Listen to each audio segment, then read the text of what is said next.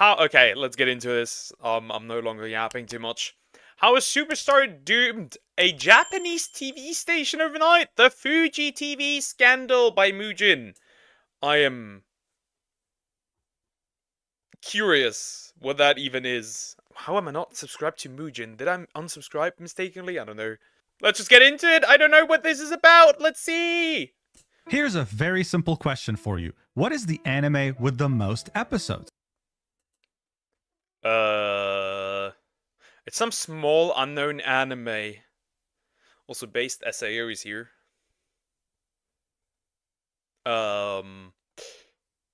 One Piece is pretty high, Fairy Tail is pretty high, but I think that there's like a higher one, like by far a higher one.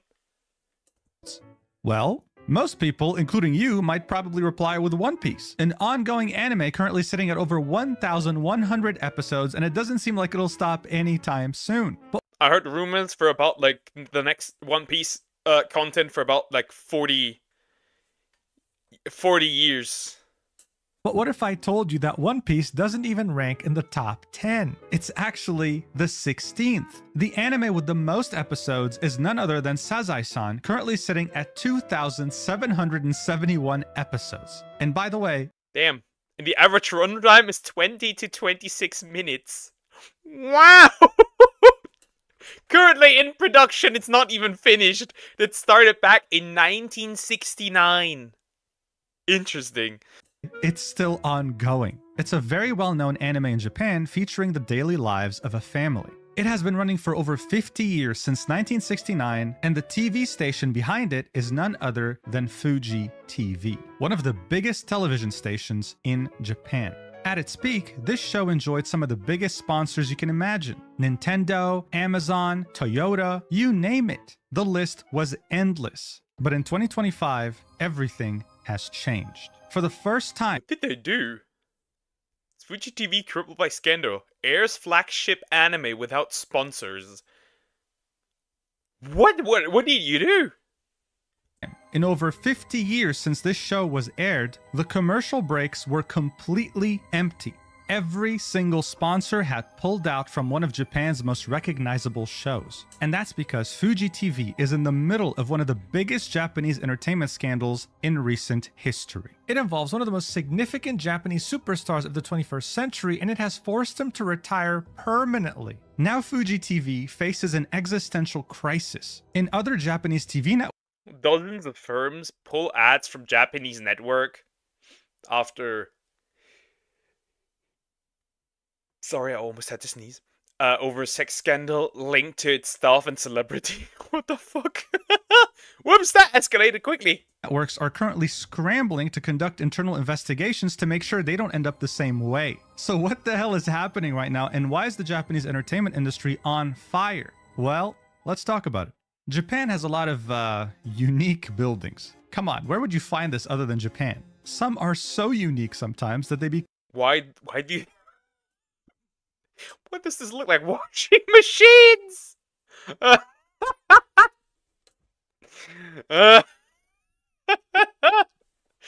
the heck? It's like, how many washing machines? A couple of them. Become iconic. And then you have Fuji TV's headquarters. If I had a time machine back in the 70s and went to the future, this is what I would expect everything to look, okay? And it's a symbol of Fuji TV's once incredible power. But that's not to say that they didn't have humble beginnings. They started off with this building as their headquarters in 1961, and then switched to this building on the same year before going to their HQ of today. They then grew very quickly and wasted no time innovating where others didn't. Just like the US, Japan had its own... I mean, that is still a very impressive building. Like, wow. Nice. Modern architecture that actually looks modern and not like some... like somebody who can't build houses in Minecraft and just makes like a block. Big Three. These were present during the golden age of television in the 1980s. NBC, CBS, and ABC. So Fuji TV wasn't just a part of those Japanese Big Three, they were also leading them. Instead of just focusing on being a television network, they very early on became a media conglomerate. Owning their own anime studio, they... Wait, they actually debuted? Okay, interesting. So they debuted Monster Hunter Stories, the anime for Monster Hunter Stories. That's funny. We got JoJo. That's co-production. The other ones I don't really know. Still wild though. David Production, and even partnering up with Nintendo. They had helped publish 2 games in Japan, All Night Nippon Super Mario Bros. In 1986 and Doki Doki Panic. There's a good chance you've probably never heard of this game. Well, that's because it was reskinned and rebranded. Nah. So they made this in Japan? We got this!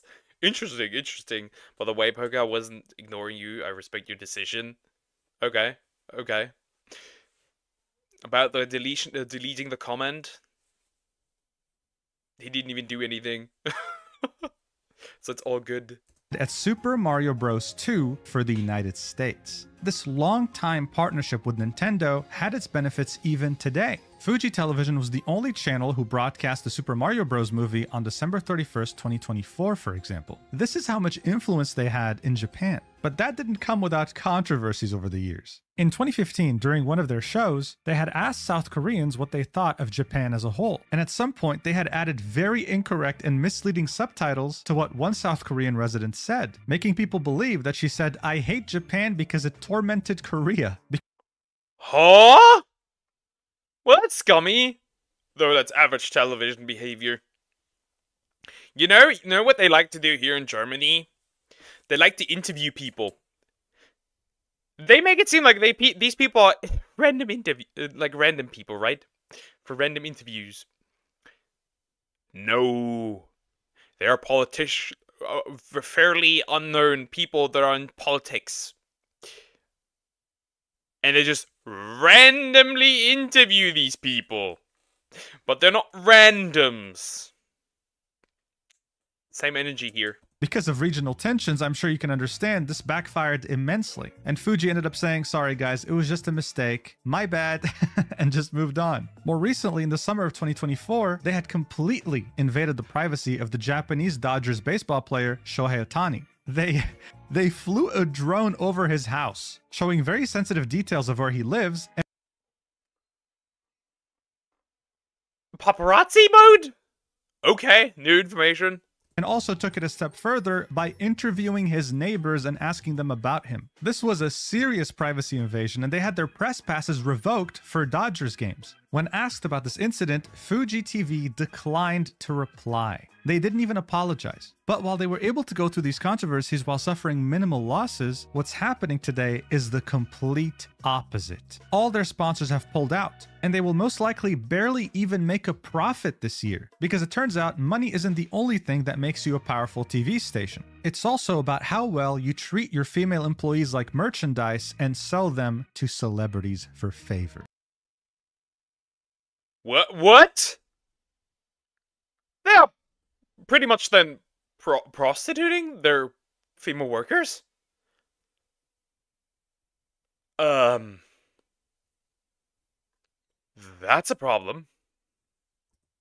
Oh yeah, there's a reason they're facing an existential crisis. But to fully understand the magnitude of the situation, we have to talk about the Japanese idol group SMAP. Established in 1988 when all of its members were practically teenagers, the best way to describe how Japanese people viewed them is the same way the British viewed, I don't know, the Beatles?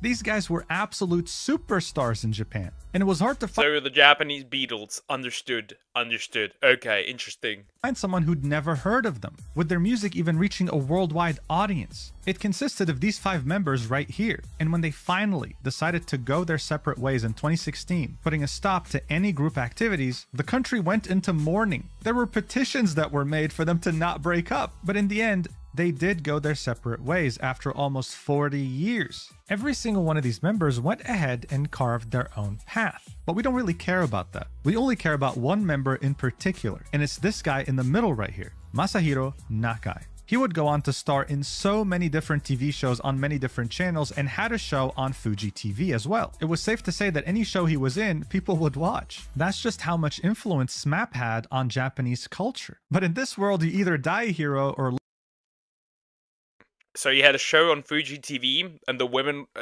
he was working with probably had to put on the show for him. Good God. Ooh. Creepy. Live long enough to become a villain, and this golden age with Nakai would come to an abrupt end when the Japanese weekly tabloid Josei 7 would come out with unbelievable allegations concerning him and a female employee from Fuji TV. On December 19th, 2024, Josei 7 reported that Nakai was supposed to have dinner with a Fuji TV executive and a Fuji TV employee who happens to be a woman, but the executive backed out at the last minute, leaving them alone. During this meeting, a serious issue arose which led to Nakai paying 90 million yen, which is around $580,000, to reach a private legal settlement with the female employee. But that was far from the only bombshell here, because right after, another weekly tabloid by the name of Shukan Bunshun published another allegation accusing the same executive of having set up more allegations. Interesting.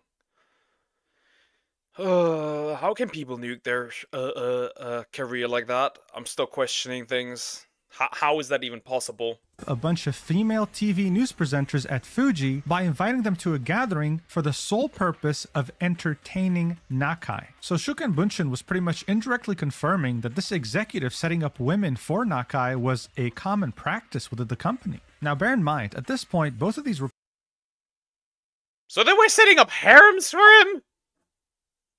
What is this? This is not my 100 girlfriends who are really cute. What? What happened here?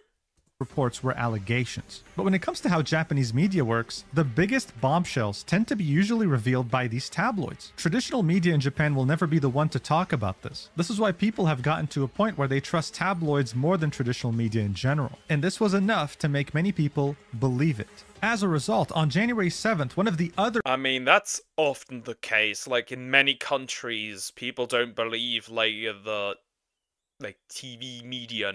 Nobody does. Because we all know they're full of shit, oftentimes. Big media giants in Japan, Nippon TV, removed every single hint of Nakai on its television channels. All of a sudden, things were getting very serious. Nakai felt the pressure and eventually released a statement. He started this off by apologizing for the inconvenience these reports were causing to everyone. But he also emphasized that some of the reports are not true and that he can't share details because of the agreements he had signed with that woman. He specified that there was absolutely no violence involved, and that this was caused due to his incompetence. He ends it by saying, "I sincerely ask that you refrain from speculating or prying into this matter. I offer my sincere apologies to everyone. I am truly sorry." So this was published 2 days after Nippon TV removed any trace of him from their channels, and obviously it doesn't make him innocent at all. If anything, it only confirms what the tabloids were saying. But here's the real kicker. Fuji TV denied the fact that the executive was involved in any capacity with these incidents, and claimed that they were... So they were, lying, both sides. Interesting. Really love me, Dumbo. Stop calling me Dumbo! Since when was this established? How dare you! were never aware of such incidents occurring, completely denying any responsibility and pinning this all on Nakai. And I'd say the worst part in all this is that this strategy would have actually worked. This is what they've done anytime they were in any controversy, denying it or just simply undermining it and moving... Never change your running system, even during controversy. Never change it. If it works, it works. On. But this time, it was different because money was involved. On January 15th, an activist investor in Fuji Media Holdings Inc., which is Fuji TV's parent company, urged Fuji's media board to set up a third-party committee to investigate the facts behind the uproar over former J-pop idol turned TV host Masahiro Nakai, in the letter that they made public. Now, Fuji's executive board could not avoid this. They had one of their biggest investors demand that they look into this and tell us exactly what happened because it's unacceptable. Well, the executive board was fairly quick. 2 days after the activist investor demanded answers, they held a press conference. The only problem here, though, was that it was a closed-off press conference. Only a few people were allowed to even take pictures. No one was allowed to record. Most media representatives couldn't even ask a... Not bad. So they have a better way of hiding this, considering They must hold a lot of power for this to be able to, like, kind of have this, be hidden. A question, they could only sit there as a spectator and write things down, and the people who could ask questions weren't really allowed to ask any challenging ones. I don't know who runs public relations in this company, but this was the worst way you could handle this. I think it's very obvious that after this closed off press conference, the words honesty and transparency were definitely not on people's minds. It only ended up fueling the flames. It was such a disaster that companies like Toyota and Nippon Life Insurance were absolutely rushing to pull their commercials from their TV programs immediately. The people involved in this disastrous panel were the president of Fuji TV, the director of the board of executives at Fuji Media Holdings, the vice chairman of Fuji TV, but the guy regarded as the emperor of Fuji TV, the 87-year-old Hisashi Hieda, didn't even bother showing up. More and more companies. I'm gonna ask the challenging question. Well, in this case, that did not work. Also, pretty much the leader. Like, you're fucked when you know your leader isn't pulling up. Then you know you're actually fucked. I think. If the man himself is not pulling up, you're cooked. Were taking their commercials off air and the pressure was mounting. You have to understand, Fuji TV and Fuji Media Holdings' main source of revenue today still is from advertisements. They were watching the majority of their revenue shrink right before their very eyes. They had to do something and they had to do it quick. But as they were trying to figure out what to do, Masahiro Nakai quit showbiz permanently. He said, "As of today, I will retire from entertainment activities on January 23rd, 2025, just a few days after that disastrous closed-off press conference." At this point, it was undeniable, and Fuji went ahead and did something that had, well, never been done before. They held a press conference that lasted 11 hours. That is a press conference. That is one of the conferences of all time. Ha! But you're not beating my stream. And 25 minutes. It was on Monday, January 27th, and it lasted from 4 p.m. to 2 a.m. on Tuesday. There were 437 reporters from 191 agencies present there. It was clear that this was the biggest news story in Japan in a very long time. Here are the main takeaways. Yet again, the emperor of Fuji TV was not present. Many people hold the belief that this old school culture present at the company was because of Hieda's influence. He led the company in the 80s during its golden age as president. Bro barely can open his eyes. When did you wake up? How much did you sleep? I guess probably not a lot, to be fair. And then stepped down from the position, remaining at the company in a powerful capacity. So many reporters were asking, where is he? And the answer was that, well, he doesn't really oversee such things at Fuji TV. It's the current president of Fuji TV and the chairman that handle day-to-day activities, so they're the ones responsible for this, not him. But what they wanted to make clear— Dude, why are you often blinking so often? This is all pudding. Is bro malfunctioning? Is he good? Did he sleep enough? I've never seen a person blink that much, or is it because you're nervous? Was that no executive was actually involved in the dinner, and there was no backing out at the last minute. According to them, what happened was that Nakai had reached out to a woman working at Fuji TV. He invited her out. She had assumed that this was for a professional meeting for the company, but he had other intentions. This happened back in 2023, and Nakai had notified Fuji TV about it in July of 2023. So they lied in their initial statement. They knew exactly what was going on. However, they chose not to get involved because they saw it as a difficult and private matter and would rather just have those two figure it out by themselves. The weekly tabloid Shukan Bunshin then corrected itself and said, yeah, there was no executive involved. She was invited by Nakai. I will say though that this isn't enough to verify whether it's true or not. Shukan Bunshin might have made this correction so that they don't get sued for defamation, but we won't really know the truth until there's an investigation. And that's exactly what's going to be happening. They confirmed during the press conference that they're going to be conducting a third-party investigation under the guidelines of the Japan Federation. At least it's a third-party investigation. Imagine acting like, you know, some people, like, you know, we have investigated the situation and found nothing wrong because we investigated it. Some companies like to do that, and some people. They should have learned from this SK idol. He was involved in a sex scandal. He did the same. Okay, yeah. of bar associations. It'll be headed by Akira Takeuchi, a lawyer with a background in investigating fraud at major companies, and the results will be published in March of 2025. However, the biggest thing that happened at this conference was the mass resignation of the president and the chairman of Fuji Television Network Inc. The executive vice president of the parent company Fuji Media Holdings is now the president of Fuji TV. He pledged to never tolerate acts that violate human rights and committed to implementing measures to strengthen the company's governance. We'll see if that makes any difference. It's clear that so far, when it came to issues like this, the company would have rather just swept them under the rug rather than actually try to solve them. Such company culture doesn't change overnight. And this blow to their reputation also wasn't going to be solved overnight at all. They had lost all the trust of their audience, and their very existence was under threat. With over 60 Japanese companies... Guess we're reducing the size of the building. We're cutting it in half. stopping business with Fuji TV, they're already expecting a $151 million hit to their revenue, and it's only going to get worse. This also prompted the other four massive titans of the TV industry in Japan to conduct their own internal investigations to find out if things like this were happening in their companies.